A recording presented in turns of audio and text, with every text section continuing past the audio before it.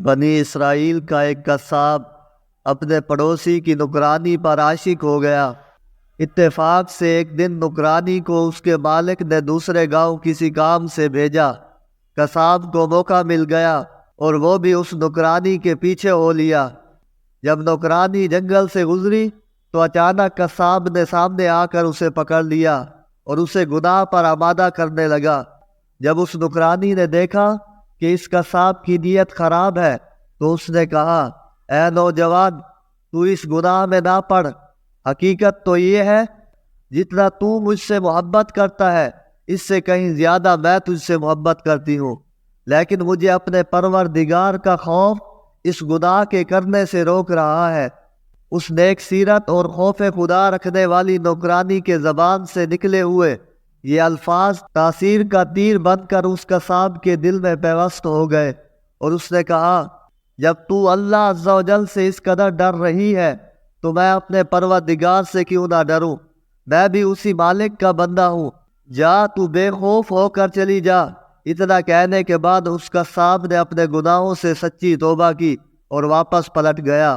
راستے میں اسے شدید پیاس محسوس ہوئی، لیکن اس ویران جنگل میں کہیں پانی کا دور دور تک کوئی نام و نشان نہ تھا۔ قریب تھا کہ گرمی اور پیاس کی شدت سے اس کا دم نکل جاتا۔ اتنے میں اسے اس زمانے کے نبی علیہ الصلاۃ والسلام کا ایک قاصد ملا۔ جب اس نے قصاب کی یہ حالت دیکھی تو پوچھا، تجھے کیا پریشانی ہے؟ کہا، مجھے سخت پیاس لگی ہے۔ یہ سن کر قاصد نے کہا، آؤ ہم دونوں مل کر دعا کرتے ہیں کہ اللہ عز و جل ہم پر اپنی رحمت کے بادل بھیجے اور ہمیں سیراب کرے یہاں تک کہ ہم اپنی بستی میں داخل ہو جائیں۔ قصاب نے جب یہ سنا تو کہنے لگا، میرے پاس تو کوئی ایسا نیک عمل نہیں جس کا وسیلہ دے کر دعا کروں۔ آپ نیک شخص ہیں، آپ ہی دعا فرمائیں۔ اس قاصد نے کہا، میں دعا کرتا ہوں، تم آمین کہنا۔ پھر قاصد نے دعا کرنا شروع کی اور وہ قصاب آمین کہتا رہا۔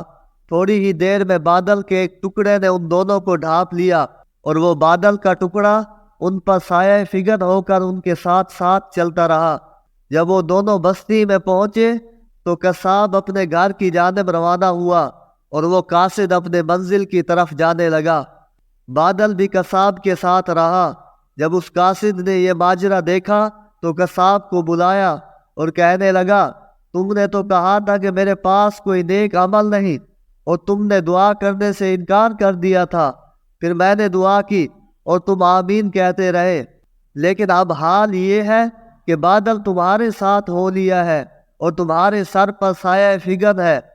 سچ سچ بتاؤ، تم نے ایسی کون سی عظیم نیکی کی ہے جس کی وجہ سے تم پر یہ خاص کرم ہوا ہے؟ یہ سن کر قصاب نے اپنا سارا واقعہ سنایا۔ اس پر اس قاصد نے کہا، اللہ عز و جل کی بارگاہ میں گناہوں سے توبہ کرنے والوں کا جو مقام و مرتبہ ہے وہ دوسرے لوگوں کا نہیں۔